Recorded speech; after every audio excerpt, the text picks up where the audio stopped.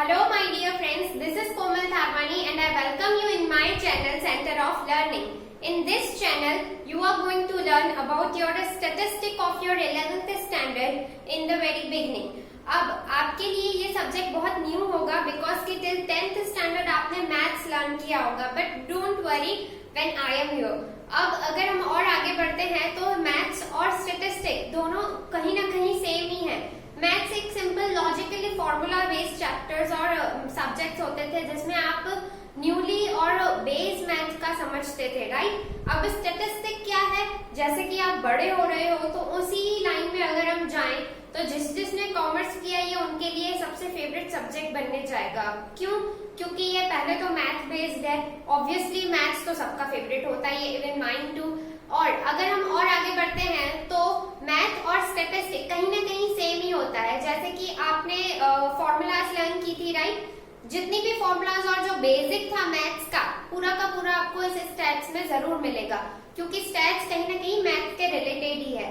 अब अगर और आगे बढ़ते हैं हम तो स्टैट्स एक ऐसी चीज है जो आपको आगे बिजनेस फील्ड में भी काम आएगी, राइट. अकाउंट्स में आप क्या करोगे, डेबिट क्रेडिट करोगे और एंट्रीज पास करोगे, लेकिन उन सबको करने के लिए आपको एक बेसिक मैथ्स तो आना चाहिए, right. So that maths is going to be learn in stats. अब स्टैट्स में अगर हम और आगे बढ़ते हैं तो what exactly statistic is, statistic आखिर है क्या, ये क्वेश्चन तो आपके माइंड में अराइज होता ही होगा. अकाउंट्स तो चलो फिर भी पता है कि ठीक है, लेना हुआ देना हुआ और उसको कहते हैं अकाउंट्स. सो अगर हम स्टैट्स के बेस पे जाएं कि what exactly the statistic is, so the statistic is nothing else but the collection of data. सबसे पहले आपको एक डेटा तो कलेक्ट करना ही पड़ेगा. What is data? Any kind of information. कोई भी इंफॉर्मेशन आप कलेक्ट करते हो तो उसको स्टैटिस्टिक में काउंट किया जाता है, which is the very first step of statistics. बिना डेटा कलेक्ट किए कैसे उस पर कैलकुलेशंस कर सकते हो? So the first worry step is collection of data. अब अगर एक बार आपने कलेक्शन कर लिया डेटा का, so you have to learn how to present your data in an proper manner, right. अब अगर आपने डेटा कलेक्ट कर दिया, अच्छे से क्लासिफाई करके प्रेजेंट कर दिया, अब एट द एंड आप क्या करोगे? Use of data. What is use of data? Nothing else but to put the formula and to get the answer, right. जैसे कि आप यूज करोगे डेटा को अच्छे से और उसका एनालिसिस करके उसके बेस पे आप इंफॉर्मेशन निकालोगे. सो दैट इज स्टैटिस्टिक्स, राइट. अब जैसे कि आपको किसी चीज के लिए डेटा कलेक्ट करने को कही गई है कि नंबर ऑफ फीमेल्स और number of males, number of child and number of old peoples. इन चार चीजों के बारे में आपको इंफॉर्मेशन कलेक्ट करनी है, राइट. अब किसी घर में या किसी एरिया में आप विजिट करते हो और वहां से डेटा कलेक्ट करते हो कि 5 जने फीमेल हैं, 10 मेल हैं और etcetera. So this is what you did the collection of data.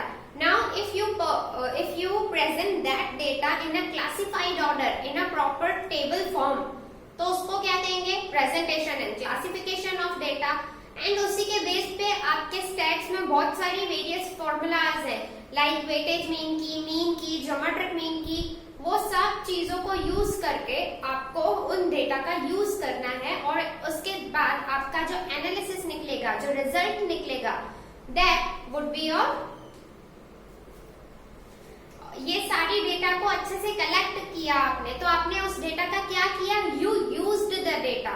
आपने वो सारी डेटा को कलेक्ट करके क्लासिफाई करके यूज किया. So what it is? You did the putting of formula. आपने फॉर्मूलाज रखी और उसमें से आपने एक रिजल्ट क्रिएट किया जो आपके काम का है या जो आपको क्वेश्चन में बोला गया है. So exactly what is statistics? If I go through this is nothing else but the collection of data, classification and presentation of data. Yeah, collection of data you are going to learn in the chapter 1, जो मेरा next session होगा. Yeah, collection of data is going to be learned in chapter 1, which is based on history and the theory based chapter. Classification and presentation of data, जो कि आप chapter 2 में सीखोगे कि how to classify and present the data which you have collected. Last is use of data by doing necessary calculations. Chapter 3 के बाद आपके जितने भी chapters हैं, मीन के बेस पे, वेटेड मीन के बेस पे, वो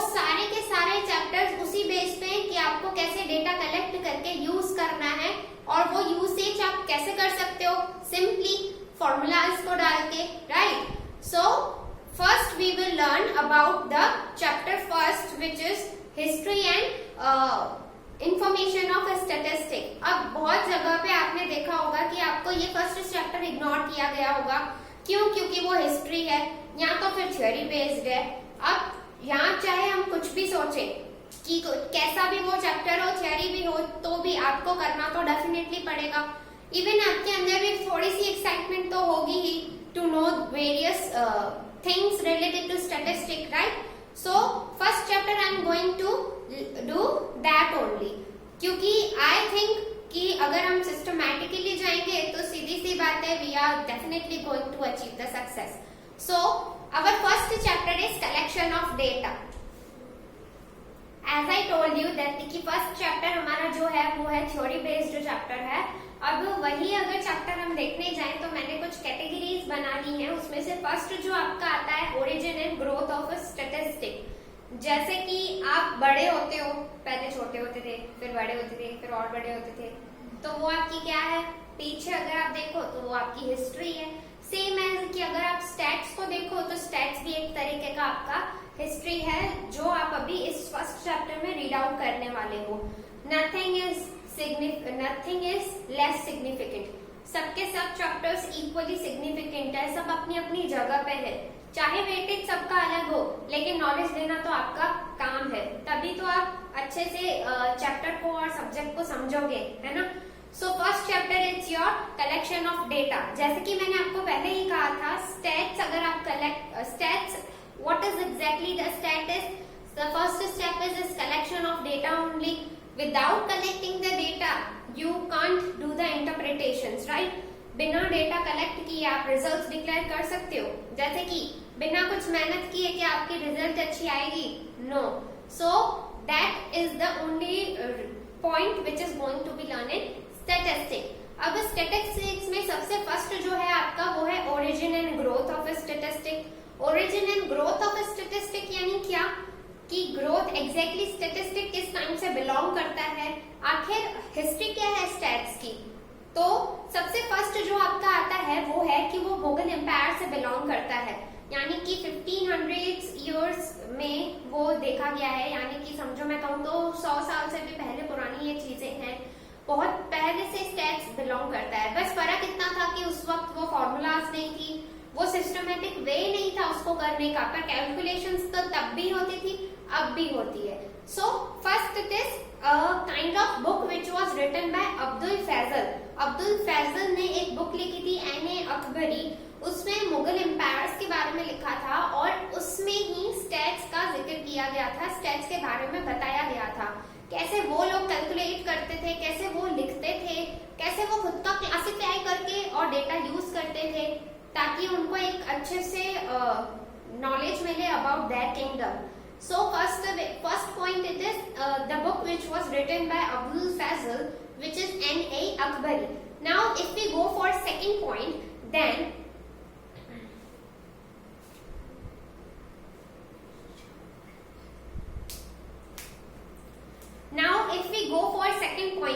the second point is German word statistic।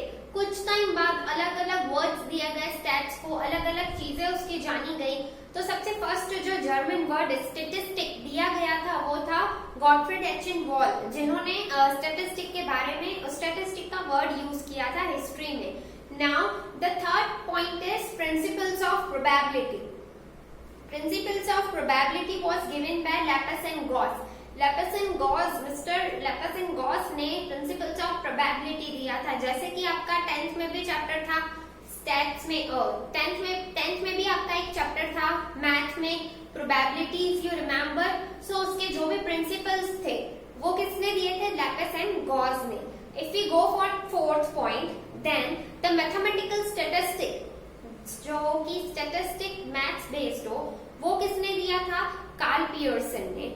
Last, if we go for the very important point, it is Professor P.C. Mahalanobis. They have given the very great. They have done a lot in the field of statistics. सबसे first जो institute बनी थी stats के लिए, वो first institute 1931 में बनी थी, वो भी कोलकाता में, और वो प्रोफेसर पीसी महालानोबिस ने ही बिल्डअप की थी, बनाई थी, उन्होंने ही ढूंढा था. सो that is Indian statistical institute ISI, which was founded by Professor P.C. Mahalanobis.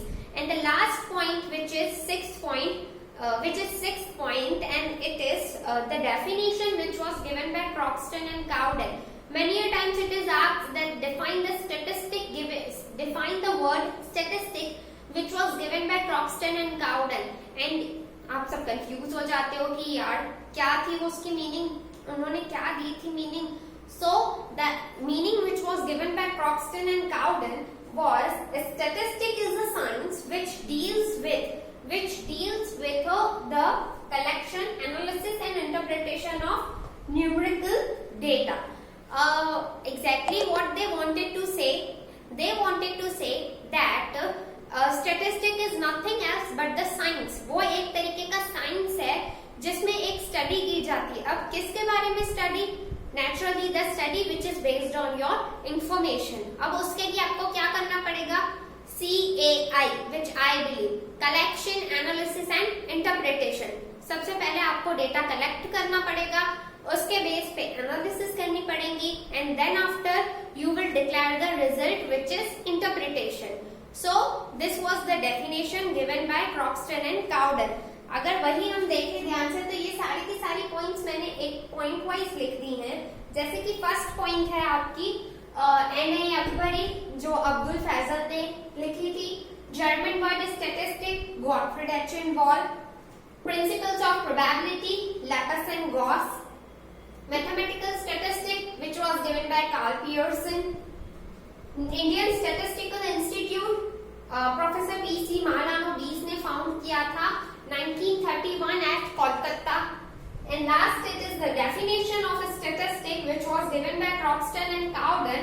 Statistic is a science which deals with the collection, analysis and interpretation of numerical data. I forgot to write the numerical data.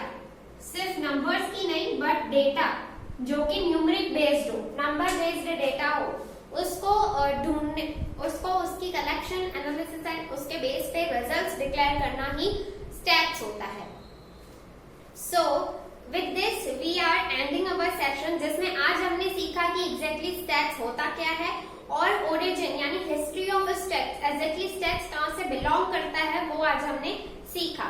Next session में हम सीखेंगे कि terms और primary data and secondary data क्या होता है. So you have to stay tuned with me for further knowledge based on statistics. Hope you will all subscribe and like my channel, that is Center of Learning, and hope you all will be connected with me in my every channel. साथ तो देना पड़ेगा तभी तो सीखोगे, right? So stay tuned, stay connected.